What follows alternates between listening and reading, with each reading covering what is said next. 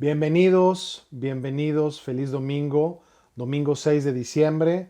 Esto fue grabado ayer, el día de ayer, sábado. Y primero Dios, estamos aquí, estamos con vida. Gracias, un gusto tenerte aquí. Mi nombre es Miguel Bernárdez. Qué increíble es si tus oídos están escuchando esto. Significa que tienes vida, que tienes conocimiento, que tu cerebro está funcionando.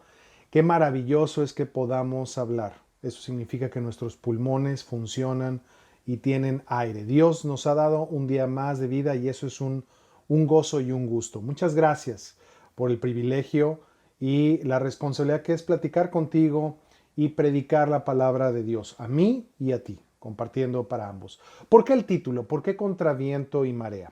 La expresión de contra viento y marea es muy usada en nuestra cultura, es muy usada comúnmente. Obviamente hace referencia a un poder que es increíble, el del mar. Es impredecible, olas de decenas de metros, toneladas y toneladas de agua con un poder completamente destructivo, ¿no? Y contra viento y marea en el mundo es usado para decir que tu voluntad y mi voluntad son capaces de llegar a la meta, de lograr el objetivo, no importa los obstáculos. Pero gracias a Dios aquí estás en un servicio cristiano, en un servicio entre discípulos. Y hemos orado, gracias Joche por tu oración, muchísimas gracias. Hemos orado para que esto esté acorde a la palabra de Dios. Entonces vamos a hablar de contraviento y marea desde la perspectiva bíblica y desde la perspectiva de Dios. La primera escritura que quiero compartir contigo que está apareciendo aquí es del profeta Habacuc. Habacuc 2, versículo 14, nos dice: porque así como las aguas cubren los mares, así también se llenará la tierra del conocimiento de la gloria del Señor. Esas son muy buenas noticias. Aquí la Biblia y el profeta Habacuc nos están diciendo que no importa lo que pase, contra viento y marea, la tierra será llena del conocimiento de la gloria de Dios. Si tú crees en Él o yo creo en Él, si yo lo obedezco o no lo obedezco, a eso a Dios claro que le importa, pero no detiene el avance de su reino. Su reino va a cubrir toda la tierra con el conocimiento de su gloria. Ahora, si estamos hablando de contraviento y marea, tenemos que poner cuál es el enemigo, cuáles son los ataques que usa el enemigo. Y permíteme llevarte aquí al libro de Zacarías, el profeta Zacarías, capítulo 3, versículo 1, nos dice: entonces me mostró Josué, el sumo sacerdote, que estaba de pie ante el ángel del Señor, y a Satanás, que estaba a su mano derecha como parte acusadora. Yo no sé dónde creciste tú, yo crecí en Ciudad de México y recuerdo de pequeño las caricaturas que claramente ponían, ¿no?, a la persona tomando una decisión y tenían aquí un angelito, ¿no?, y aquí un diablito, y que estaban susurrándole al oído y él tomaba la decisión, él o ella tomaban la decisión de si hacer el bien o hacer el mal. Bueno, eso es bíblico. Mira cómo el profeta Zacarías tiene esta visión espiritual y ve al ángel del Señor y ve a Satanás que está a la mano derecha y que es la parte acusadora. Eso es lo que el enemigo quiere. Quiere confundirte, quiere deprimirte, quiere desanimarte, quiere robarte la fe, quiere matarte, quiere acabar con tu matrimonio, quiere acabar con tu familia. Quiere que abuses de la gente, que abuses de tus empleados, quiere que robes, que no pagues los impuestos, que engañes, que mientas, que mates, que robes. Ese es el enemigo. Y contra viento y marea, el reino de Dios sigue avanzando. Vamos a ver más oposición. ¿Dónde comienza esto? Tenemos que comenzar por el principio, Génesis 3.1. La serpiente era más astuta que todos los animales del campo que Dios el Señor había hecho. Así que le preguntó a la mujer: ¿es verdad que Dios les dijo que no comieran de ningún árbol del jardín? Comienza con una pregunta. Una manera muy sutil de poner a Adán y a Eva en contra de Dios, en contra de la voluntad de Dios. Y más adelante vemos cómo la serpiente le ofrece a Eva, ¿no?, que va a tener conocimiento. Hace rato hablamos del profeta Habacuc diciendo que la tierra será llena del conocimiento del Señor, del conocimiento de Dios. Pero aquí viene la labor del enemigo diciendo: no, no, es que yo puedo ser más que Dios, yo puedo conocer más que Dios, tú puedes ser más que Dios o puedes ser como Dios. Ese es uno de los ataques que hace el enemigo, atacar para hacer que tú y yo queramos tener nuestra propia verdad, conocer. Quizás tienes una biblioteca llena de libros, libros donde hablas o donde leíste. Yo tuve mi época también del hinduismo, del chintoísmo, del taoísmo, de todos estos sismos y todo este conocimiento turba tu mente como turbó mi mente para no obedecer a Dios, para no entregar mi vida a Jesucristo. Esta es una de las eh, estratagemas que usa el enemigo. Vamos más adelante, Génesis 4, versículos 6 al 8, vamos a leer. Entonces el Señor le dijo, ¿pero por qué estás enojado? ¿Por qué andas cabizbajo? Si hicieras lo bueno, podrías andar con la frente en alto. Pero si haces lo malo, el pecado te acecha, como una fiera lista para atraparte. No obstante, tú puedes dominarlo. Caín no escuchó a Dios. Así como tú y yo a veces abiertamente elegimos rebelarnos y no escuchar las palabras de Dios ni su mensaje. Caín habló con su hermano Abel. Mientras estaban en el campo, Caín atacó a su hermano y lo mató. Derramamiento de sangre. Ego, ¿no? Caín ofreció una ofrenda, Abel ofreció una ofrenda. La ofrenda de Caín no le fue agradable a Dios, la ofrenda de Abel sí le fue agradable a Dios. Caín se molesta, Caín se enoja y Caín decide matar a su hermano Abel. Y dice Dios que la tierra probó la sangre de Abel. La muerte es otra de las estratagemas que usa el enemigo para tratar de impedir su reino. Y usa el ego. Se sintió mal, se sintió de menos, se sintió ofrecido. Piensa cuántos han matado por un sentimiento, por sentirse frustrados, por sentirse menos. Piensa cuántos líderes han convocado a decenas o a millares o a millones a matar por un sentimiento de superioridad. Esto es algo que claramente el enemigo quiere hacer para detener el avance del reino de Dios. No importa, el reino de Dios sigue avanzando. Otra estratagema que tenemos, la tenemos claramente en Primera de Crónicas, capítulo 21. Y aquí vamos a ver en la escritura cómo el rey David, un hombre que tiene el corazón hacia Dios, un hombre con el corazón inclinado a Dios. Cuando estamos aquí en Primera de Crónicas 21, ya vimos cómo David, bueno, obviamente ya venció a Goliat, David ya es un rey. Antes de ser rey, aún perseguido, él respetó a Saúl por ser el hombre elegido por Dios para dirigir al pueblo de Dios.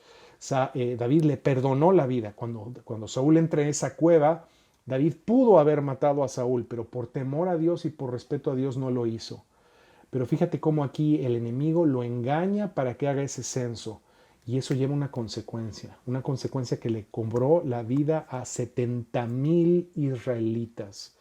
Piensa en cuántos hombres de Dios, piensa en cuántos dirigentes de iglesias o de movimientos religiosos son engañados, turbados por el enemigo. Y esto causa que mucha gente muera. Quizás ahora ya no tanto físicamente, pero muerte espiritual. Esta es otra de las estratagemas que usa Satanás para aniquilar, para tratar de detener o de obstaculizar el avance del reino de Dios. Obviamente no puede. Ahora, quiero que cambiemos un poquito de perspectiva y ya no vamos a hablar del enemigo y de esos ejemplos bíblicos del Antiguo Testamento, pero vamos a hablar de la batalla que Jesús libró. Y vamos a ver, podríamos poner muchos ejemplos, pero solamente vamos a poner unas pocas escrituras de algunos de los ejemplos que yo consideré al preparar esta prédica, los ejemplos más personales, los más íntimos hacia Jesús. Entonces mira, primero antes que nada poner el contexto. Mateo 11:12 nos dice Jesús: desde los días de Juan el Bautista hasta ahora, el reino de los cielos ha venido avanzando contra viento y marea, y los que se esfuerzan logran aferrarse a él, contra viento y marea. Pensando en esta escritura fue que nació esta prédica. Yo no sé si te ha pasado, yo no soy particularmente muy amante de los parques de diversiones y menos de estos juegos súper así como que yo considero peligrosos. A mí no me gusta pagar para sufrir, hay gente que le encanta, está bien. Pero bueno, cuando yo voy a esos juegos, yo veo gente que alza las manos y se suelta. No, yo me aferro al juego, me aferro como si mi vida, de verdad yo siento que mi vida depende de que yo esté aferrado a esa barra de seguridad. Así dice Dios que tú y yo estemos, que nos aferremos a los que esfuerzan y se aferran a Él, a Jesucristo y a su palabra. Porque el reino de los cielos sigue avanzando, pero tú y yo tenemos que estar bien aferrados a la palabra de Dios. Vamos a ver algunos ejemplos de cómo Jesús tuvo esta lucha, esta esfuerzo por detenerlo. Mateo capítulo 10, versículos 34 al 36. No crean que he venido a traer paz a la tierra. No vine a traer paz, sino espada, porque he venido a poner en conflicto al hombre contra su padre, a la hija contra su madre, a la nuera contra su suegra. Los enemigos de cada cual serán los de su propia familia. El mundo nos enseña a pensar, ay, el bebito, que el pesebre tan limpio, tan higiénico, Jesús con esa cabellera, ese rostro tan hermoso. No, claramente en la Biblia se dice que Jesús no era físicamente atractivo ni hermoso. El pesebre estaba sucio, olía a excremento de animales, no había luz, no está iluminado. Bueno, estaban las estrellas, obviamente, pero estaba en la parte más oscura y más humilde en Nazaret, ahí en medio de la nada. Fíjate cómo el mundo quiere engañarnos. El mundo nos quiere pintar un Jesús estético, un Jesús tibio, un Jesús neutral, un Jesús que es hacedor de paz. Claro, uno de los títulos de Jesús es el príncipe de la paz. Sí, Él es el príncipe de paz, pero es el príncipe de la paz que final, de la paz venidera. Pero cuando Jesús viene a la tierra y cuando Jesús trae su palabra, su Nuevo Testamento, no viene a traer paz, viene a traer división. Cuando estudiamos la palabra de Dios con la gente, una de las escrituras a las que lo llevamos, que está en 2 de Timoteo, es que la palabra es como una espada de doble filo. La espada romana que se usaba en aquella época es una espada que corta al entrar y corta al salir, que corta hasta la médula de los huesos. Quizás por esto durante muchos años yo no quise saber nada de la Biblia ni de los cristianos. Quizás por eso tú no quieres leer la Biblia, porque algo dentro de ti sabe que si tú te enfrentas a la palabra de Dios, la palabra de Dios va a ser como un espejo que te permite ver. Va a ser como esta espada que corta y que te muestra qué dentro de ti es lo que tienes que cambiar y quizás tienes miedo de cambiarlo. Te invito a que lo cambies y a que no tengas miedo y que tengas fe. Pero bueno, esta es una de las cosas que nos dice Jesús. Va a haber conflicto y el reino de Dios sigue avanzando. Ahora, mira cómo se usa y cómo se manipula la palabra de Dios. Aquí dice, luego entró en una casa y de nuevo se aglomeró tanta gente que ni siquiera podían comer con él y sus discípulos. Cuando se enteraron sus parientes, salieron a hacerse cargo de él porque decían, está fuera de sí. En otras palabras, están diciendo que Jesús estaba loco. Los maestros de la ley que habían llegado de Jerusalén decían, está poseído por Belcebú. Expulsa a los demonios por medio del príncipe de los demonios. Esto lo leemos en Marcos 3, 20 al 22. Mira qué triste. El Cordero perfecto, un hombre sin pecado, el Hijo de Dios que ha venido y que se hizo hombre y se encarnó como hombre y inicia su ministerio y pasa horas y horas con Dios y siempre apunta a Dios y dice que no hace su voluntad más que lo que él no hace más que lo que ha escuchado de su Padre, que él obedece a su Padre. Es comparado y equiparado con Satanás. Y él hizo milagros para salvar, para curar, para proteger a otra gente y equiparan estos milagros con Belcebú, con el mismo demonio. Esta es otra de las técnicas que usa Satanás, el confundirnos, el pensar que lo divino, el pensar que la gracia de Dios, el pensar que la palabra de Dios es algo malo. Y claro, ha habido muchos errores en la historia. Quizás tú has tenido malas experiencias o tus papás tuvieron mala experiencia. Quizás las iglesias cristianas tienen una mala reputación en tu país. Quizás la iglesia católica se ha ganado o ha tenido esta reputación. No quiero hablar aquí de ella, pero eso no te lleva. Por favor, yo te pido que te cuestiones. Esa es la reputación de los seres humanos y de las instituciones humanas. Aquí te estamos haciendo un llamado. Jesús te está llamando a leer tu Biblia, a tener este libro y a leerlo, y a meditar en él, y a pasar tiempo con él, y a ponerlo en práctica y a obedecerlo. Jesús no te está llamando ni una secta, ni un club, ni una religión. No, eso no es. ¿Ok? Entonces, fíjate cómo siempre se quiere descalificar a Jesucristo, e inclusive a compararlo contra algo demoníaco. Nada que ver. Otra de las cosas que vamos a ver, y esta es la tercera y la última que vamos a ver aquí de Jesús, lo vamos a leer en Mateo 13, del 53 al 59. Y mira lo que dice aquí. Cuando Jesús terminó de contar estas parábolas, se fue de allí. Al llegar a su tierra, comenzó a enseñar a la gente en la sinagoga. ¿De dónde sacó este tal sabiduría y tales poderes milagrosos? Decían maravillados, pon atención, maravillada la gente. ¿No es acaso el hijo del carpintero?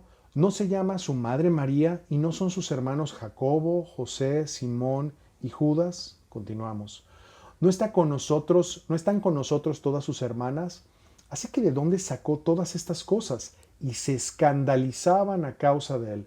Pero Jesús les dijo: en todas partes se honra a un profeta, menos en su tierra y en su propia casa. Y por la incredulidad de ellos no hizo allí muchos milagros. Fíjate cómo la incredulidad impide que Jesucristo haga milagros. Si tú y yo queremos ver el poder de Jesús en nuestras vidas, tenemos que tener fe. Más adelante vamos a hablar de ello. Fíjate cómo aquí surge esa expresión de que nadie es profeta en su tierra. Como conocían su pasado, como conocían a su madre, a su padre, a sus hermanos y que él era carpintero, automáticamente lo descalificaban. Quizás te está pasando. Quizás a ti y a mí, la gente que nos conoce de nuestra infancia, de nuestra adolescencia, quizás nos desacreditan. Quizás consideran que lo que hablamos son una sarta de tonterías y de mentiras. No te preocupes. Aún del mismo Jesucristo dudaron. Y no te preocupes, que el reino de Dios sigue avanzando. Tu misión y mi misión es tener fe, creer, obedecer, pasar tiempo en la palabra y compartir la palabra tal cual dice aquí, nos crean locos o no nos crean, para el reino de Dios y para que siga avanzando contra viento y marea. Ahora, quiero hacer un llamado a todos los que están aquí. Gracias por tu tiempo, gracias por ver este video. Mira, tenemos esta categoría de los creyentes. Vamos a hablar de los creyentes en la batalla, ¿ok? Y mira esta escritura que te voy a poner aquí. Mateo 7, 21 al 23. Nos dice: no todo el que me dice Señor, Señor, entrará en el reino de los cielos, sino solo el que hace la voluntad de mi Padre que está en el cielo. Muchos me dirán en aquel día: Señor, Señor, ¿no profetizamos en tu nombre y en tu nombre expulsamos demonios e hicimos muchos milagros? Entonces les diré claramente: jamás los conocí. Aléjense de mí, hacedores de maldad. Esta escritura no ves a Jesús, no es políticamente correcto. A Jesús no le interesa que le caigas bien. Ese no es el punto de Jesús. El punto de Jesús es más preocupante todavía. El punto de Jesús es: Él te ama tanto que Él quiere que tu alma se salve. Aun cuando lo que Él diga, aun lo que Él haga, te incomode, te mueva, te enoje. A eso a Él no le importa. Lo que Él quiere es que tú te salves. Lo que Él quiere es que tú y yo, cuando expiremos nuestra última palabra, cuando expiremos nuestro aliento, que nosotros sepamos que esa muerte física no importa y no es definitiva. Porque Él va a regresar. Él va a regresar y te va a dar a ti y a mí un cuerpo nuevo, un cuerpo espiritual, un cuerpo perfecto. ¿Para que nos gocemos nosotros? Sí, pero no en nosotros. Para que nos gocemos viviendo con Dios, en un lugar donde toda lágrima será enjugada, donde ya no hay tristezas, ya no hay enfermedad, sino que hay un gozo absoluto, en un lugar donde plena justicia de Dios existe. Entonces, si tú eres parte de un grupo religioso que piensa que los milagros son una clara manifestación del Espíritu Santo y de Dios, cuidado. Aquí claramente dice: hicimos muchos milagros. Busca la palabra de Dios. Busca la obediencia de Dios. No estés buscando los milagros, la metafísica y lo imposible o posible, ¿no? Para Dios todo es posible.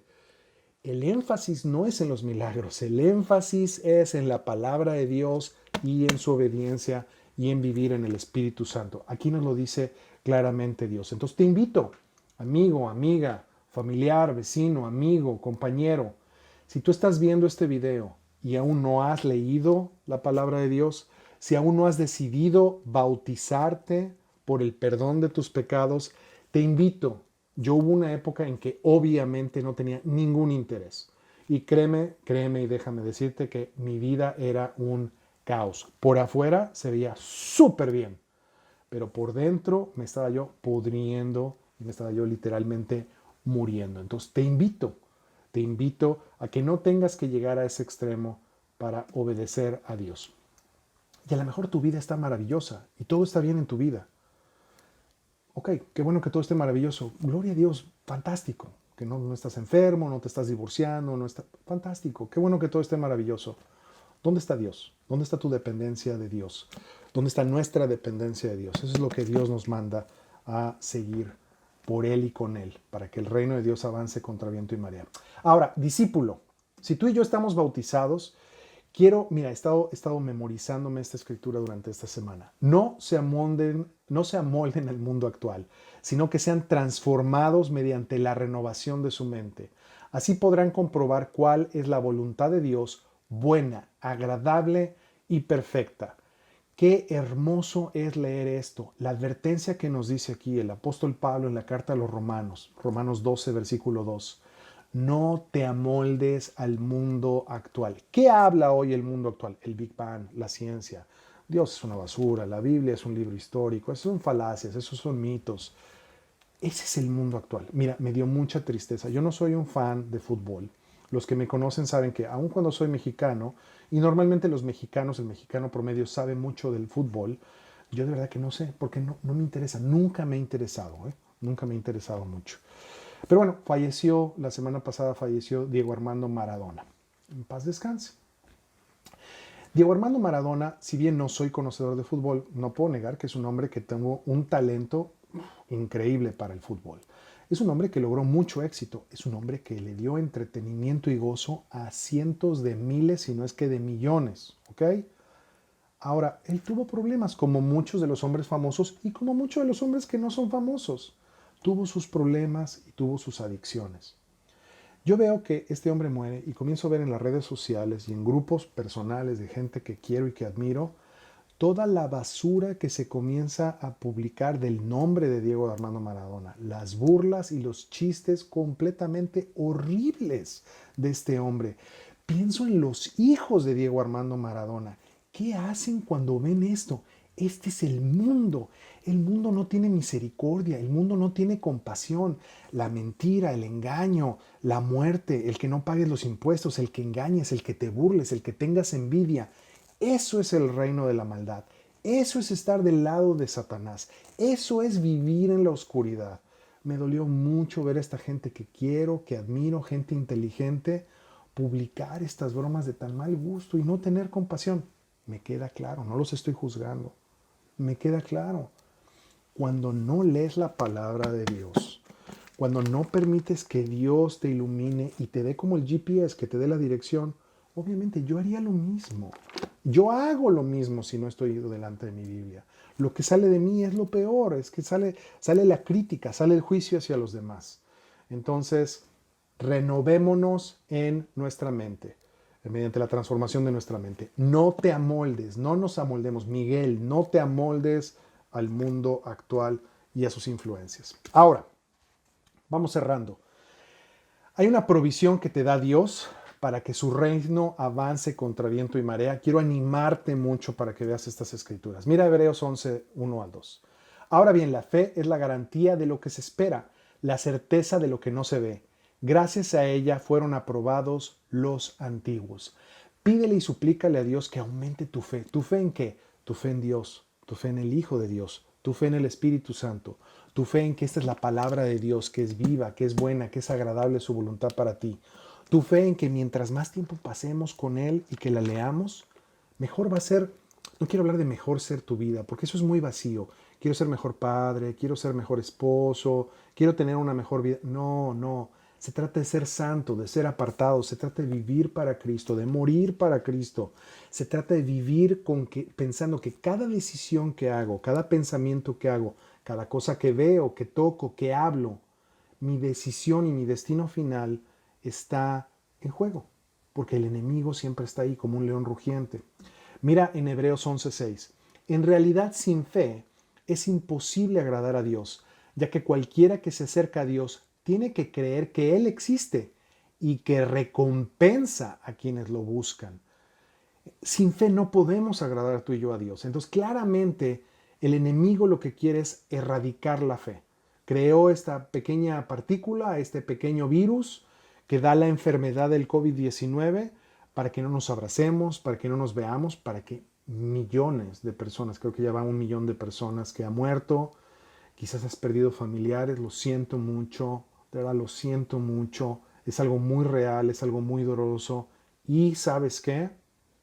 No nos detenemos. Mira este mensaje, mira cómo nos reunimos para animarnos, nos reunimos para orar, nos reunimos para confesar, nos reunimos para estudiar la palabra de Dios. Nos gozamos en medio de la tormenta. Lloramos con los que lloran. Las emociones, la pérdida y el sufrimiento son reales, ¿ok? Pero sabemos que creemos en que Él existe y que Dios recompensa a quienes lo buscan. Para animarte más, vamos a Hechos 17, 24 al 27. Mira esto. El Dios que hizo el mundo y todo lo que hay en él es Señor del cielo y de la tierra. No vive en templos construidos por hombres, ni se deja servir por manos humanas como si necesitara de algo. Por el contrario, Él es quien da a todos la vida, el aliento y todas las cosas. De un solo hombre hizo todas las naciones, para que habitaran por toda la tierra, y determinó los periodos de su historia y las fronteras de sus territorios. Esto lo hizo Dios para que todos lo busquen, y aunque sea a tientas, lo encuentren. En verdad, Él no está lejos de ninguno de nosotros. Esto me anima, yo espero que a ti te anime.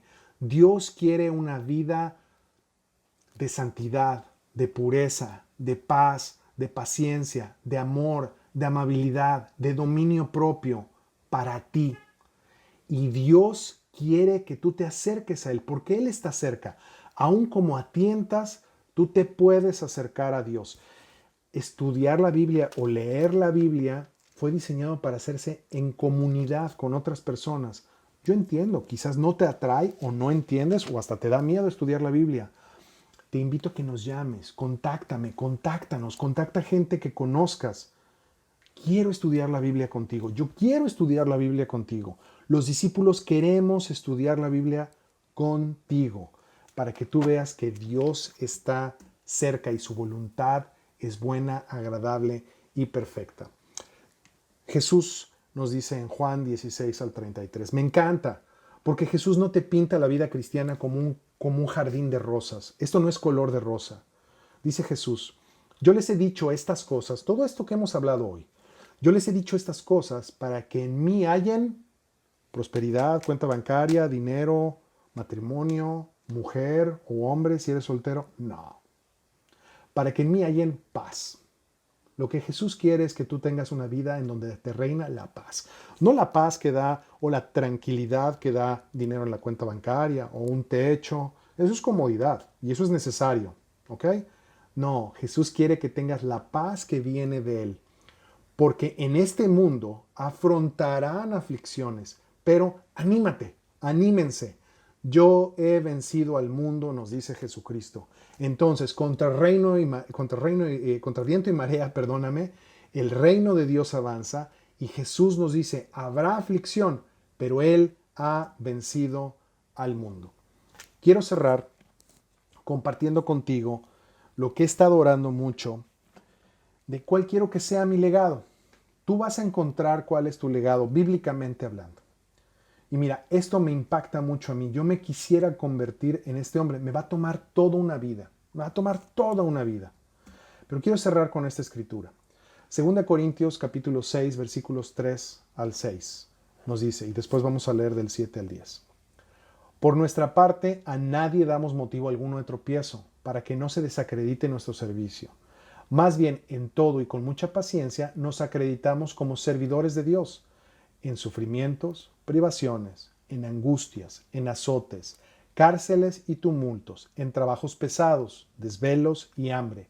Servimos con pureza, conocimiento, constancia y bondad, en el Espíritu Santo y en amor sincero. Continuamos.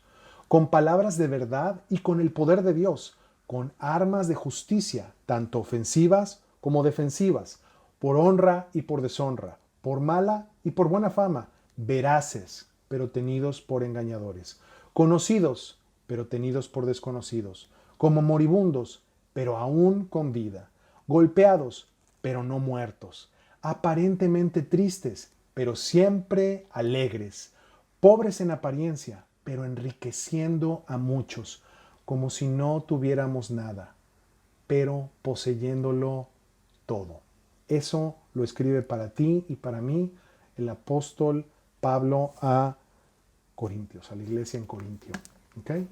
Cerramos con una oración. Gracias. Vamos a tomar nuestra comunión, y acompáñame por favor con una oración.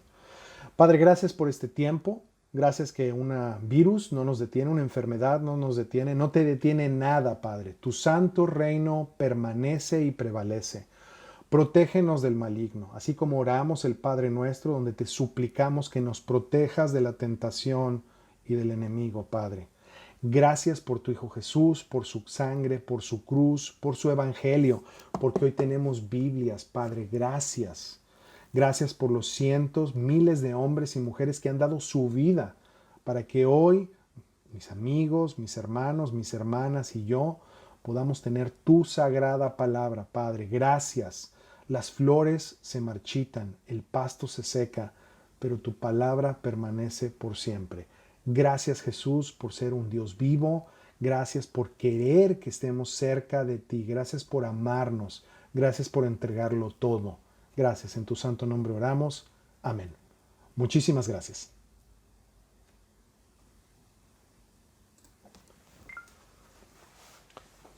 Termina el audio.